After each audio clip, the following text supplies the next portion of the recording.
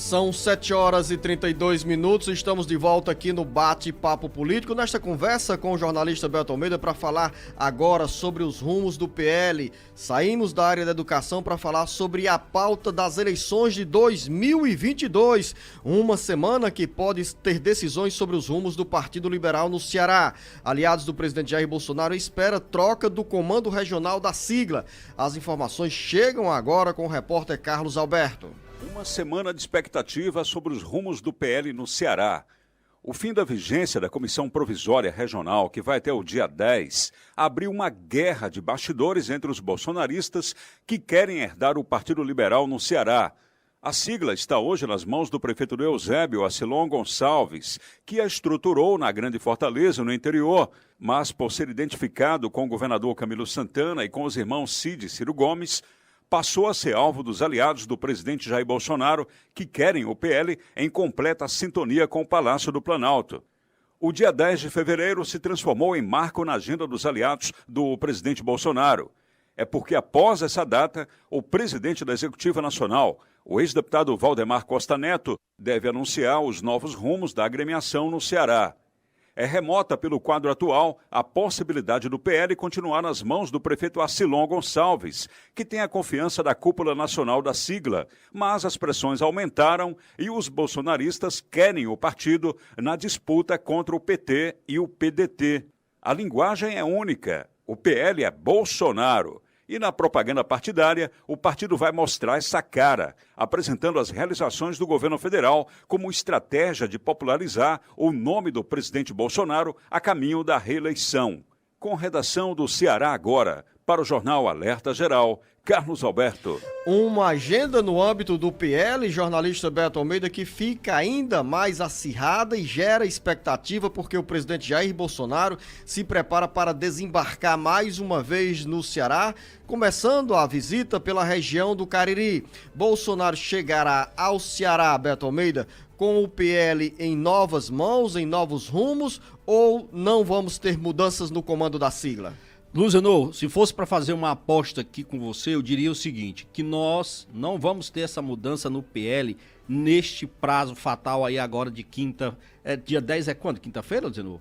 Né? Hoje é dia 7, 8, então, terça... Quinta-feira, Beto. Quinta-feira, então pronto. Não haverá. Até porque no último encontro que houve no finalzinho do mês de janeiro, o presidente do PL aqui no estado do Ceará, que é o prefeito Eusébio Acilon Gonçalves, esteve em Brasília e disse o seguinte, olha, foi discutido muita coisa, mas não dado esse limite como prazo final para acabar, extinguir de vez as comissões provisórias. O que o Acilon pretende, na realidade, ele tem boa relação com o presidente nacional do partido, Valdemar Costa Neto. Ele chegou lá com números e com perspectivas embaixo do braço, colocando de forma muito clara para o Valdemar Costa Neto o que ele poderia fazer para o crescimento do PL, tanto no nível da bancada federal, como também na estadual.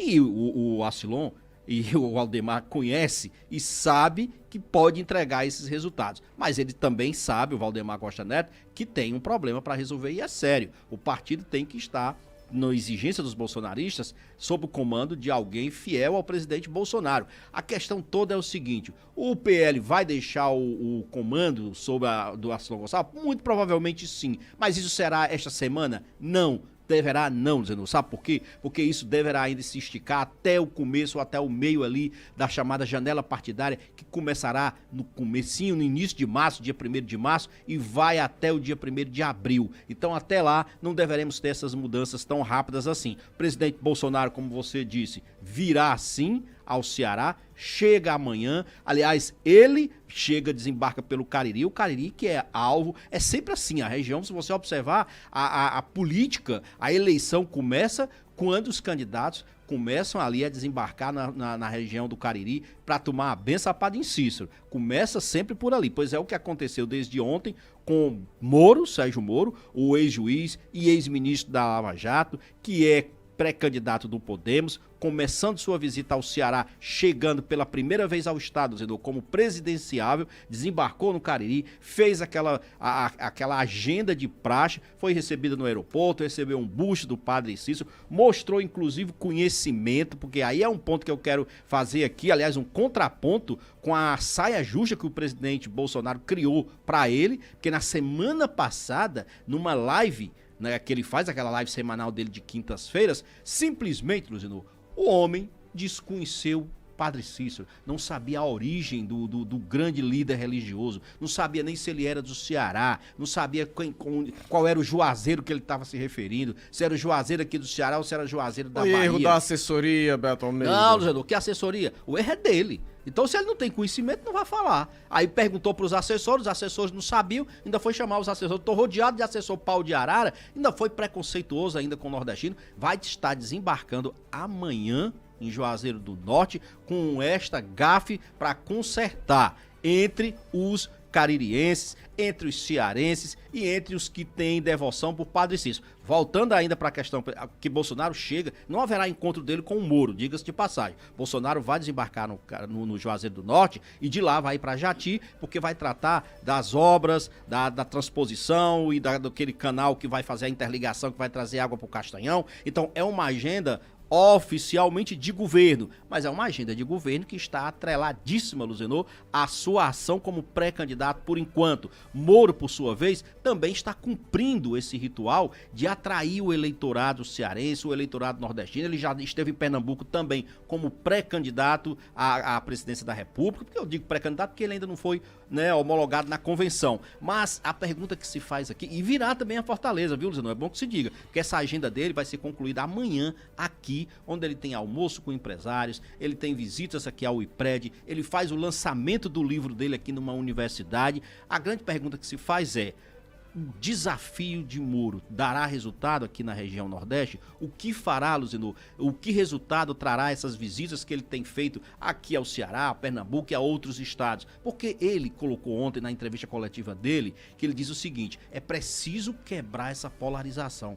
É aí que está o mote do desafio dele, Luzenor. Ele se colocar como uma opção para o eleitor nordestino e brasileiro também, de quebrar essa polarização que hoje existe entre o presidente Bolsonaro e o pré-candidato do PT, o ex-presidente Lula. Agora ele precisa mirar, e mirar principalmente, se ele quer ser essa via, no eleitorado que está decepcionado com o presidente Bolsonaro, que por falta de opção, seja lá o que for, apostou na eleição dele em 2018 e hoje se sente decepcionado e não quer nem PT, nem o caso, a reeleição do presidente Bolsonaro. É nessa fatia de pouco que ele está apostando, é nesse sucesso que ele tenta se fazer, porque está hoje em terceiro lugar nas pesquisas e diz que pode se viabilizar como esse nome para a terceira via. E outro detalhe, Beto, essa agenda do presidente Jair Bolsonaro foi marcada também, não é mera coincidência, né? O Sérgio Moro passa pelo Ceará e poucas horas depois a agenda do presidente Jair Bolsonaro também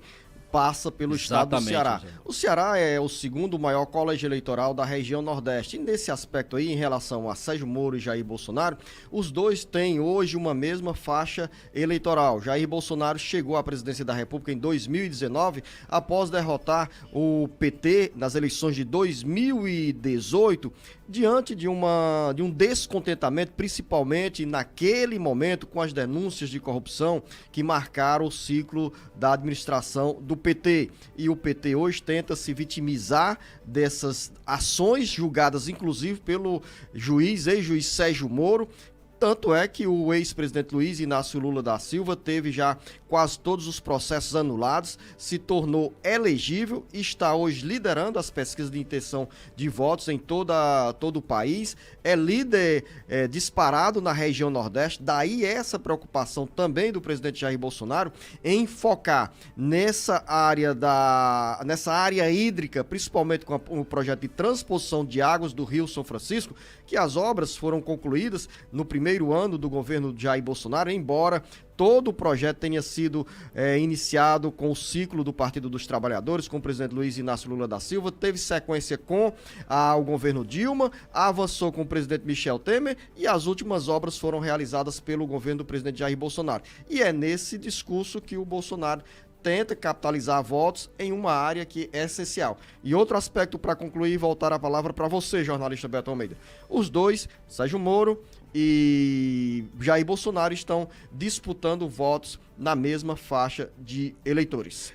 Na mesma faixa de eleitores, digamos assim, ideológicos. Mas, muito provavelmente, o que o Moro mira são os eleitores arrependidos de Bolsonaro. Muito provavelmente ele não tem aqui a perspectiva de arrancar voto de quem hoje é bolsonarista convicto, mas daquele que apostou que o Bolsonaro, com aquele discurso de combate à corrupção e outros mais, acabasse adotando as bandeiras de combate a questão da corrupção e que no governo dele acabou deixando de lado. A Lava Jato hoje, Luciano, praticamente não existe mais. Aliás, tem uma coisa que eu acho interessante, eu vejo muitos analistas dizendo o seguinte, que a dificuldade do Moro vai ser essa, porque o brasileiro hoje está preocupado com a questão da economia, com o desemprego e com a saúde, que segurança não está na ordem de prioridade dos brasileiros. Segurança, aliás, desculpa, corrupção. Corrupção tem que estar na prioridade de qualquer cidadão. Combate à corrupção não pode sair de moda. A gente trata os assuntos em campanha política como se eles fossem, Luciano, uma tendência de moda, aquela coisa de moda de verão.